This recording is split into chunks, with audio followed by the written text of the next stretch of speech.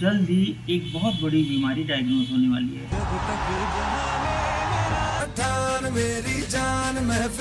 বলিউডের দুই সুপারস্টার শাহরুখ খান ও সালমান খানকে নিয়ে চাঞ্চল্যকর ভবিষ্যদ্বাণী করেছেন ভারতের জনপ্রিয় জ্যোতিষী সুশীল কুমার সিং।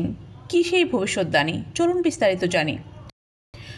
সম্প্রতি সিদ্ধার্থ কান্নানের পডকাস্টে এসে জ্যোতিষী সুশীল কুমার জানান, সালমান ও শাহরুখ 66 বছর বয়সে মারা যাবেন।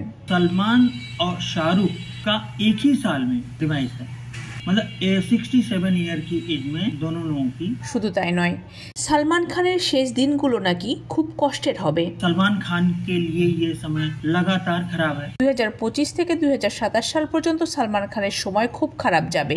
তিনি গুরুতর অসুখে পড়বেন। এমন এক রোগ হবে যার নাম মুখে আনাও কঠিন। कि सलमान खान को जल्द ही एक बहुत बड़ी बीमारी डायग्नोज होने वाली है, जिसका नाम नहीं लिया जाता।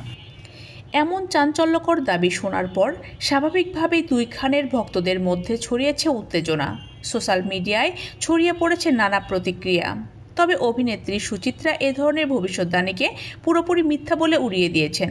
তার দাবি, জ্যোতিষশাস্ত্রের নামে যারা বুজরুকি করেন তাদের নিষিদ্ধ করা উচিত। তিনি আরও জানান, এই জ্যোতিষী একবার তার জন্ম তারিখও ভুল বলেছিলেন।